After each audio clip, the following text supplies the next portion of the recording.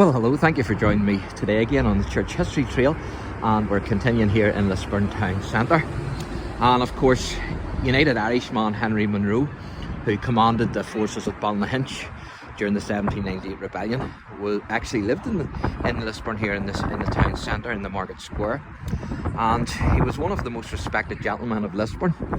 He was a linen merchant, and he was a member of the Church of Ireland and was a regular attender at the Sunday services of the church here of Lisburn Cathedral.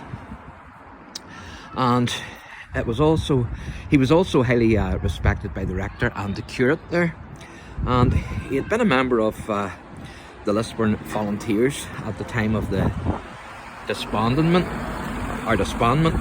and afterwards he then joined the United Irishmen, the United Irishmen. And Munro once witnessed a public flogging in Lisburn, and it is said that this incident actually hardened his heart against the powers of the authorities. And in May then 1798, preparations were made by the United Irishmen to take the field against the government troops, and the member who had been appointed to lead them, he declined at the last moment, and he declined actually to act as commander. And on the night of Saturday the 9th of June, Munro was approached by a Belfast lawyer, and there you can see the wee monument there to the what used to be the UDR, Ulster Defence Regiment. And so he was approached by a lawyer. The lawyer was actually of the United Irishmen Society, and you have to remember too that Munro had he'd never led an army, you know, and so he was asked if he would take command of the troops, and he did. And of course he ended up, as I say, in Ballynahinch. Of course it was a massive defeat for the United Irishmen, and Munro was told then at his Market Square home that the only hope for the United Irishman, the United Irishmen, was that he would take command. And so that's what the lawyer told him, and so he accepted then the offer, and the offer that is to lead the rebels, even though he didn't have any experience as an army general.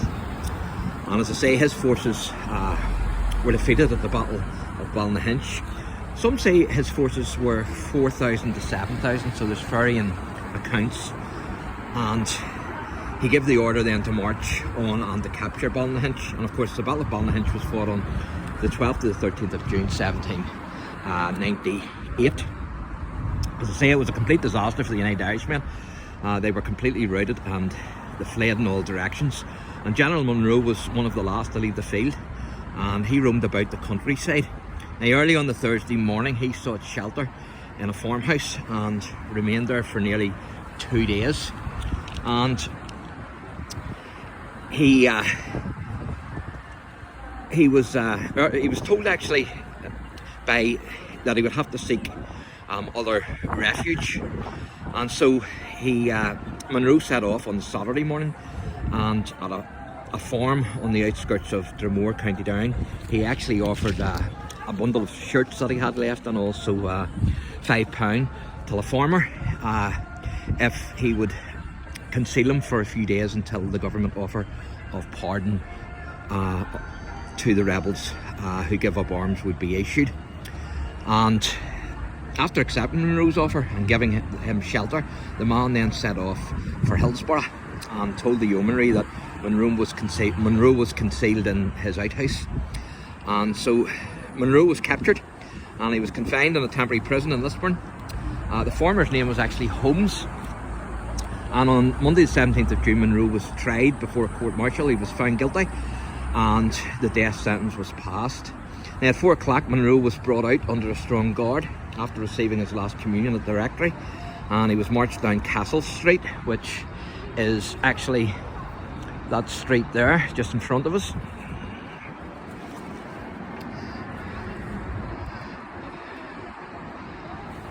As these buses move, you'll see it. And so that's Castle Street just up there. So he was marched down there, and under a strong guard. And he was there was actually a temporary gallows that had been erected in the front of his house in Market Square, which is this area here, and he was executed. And when the body was taken down, a soldier with an axe cut off his head, and it was then stuck on a pike and placed on the corner of the market house, which is here. This was the market house. It's now the museum. And also 3 of his lieutenants, their heads were cut off as well, and their heads were placed on the corners of the market house as well. So pretty gruesome, but that's what happened back in the day, unfortunately. And so that was Henry Munro of Lisburn here, and he joined the United Irishmen. He wasn't a Presbyterian, but as I say, he was an Episcopalian. He was Church of Ireland, and so he was executed here then. So thank you for joining me today again on the Church History Trail. If you enjoy the channel, please like and subscribe. God bless.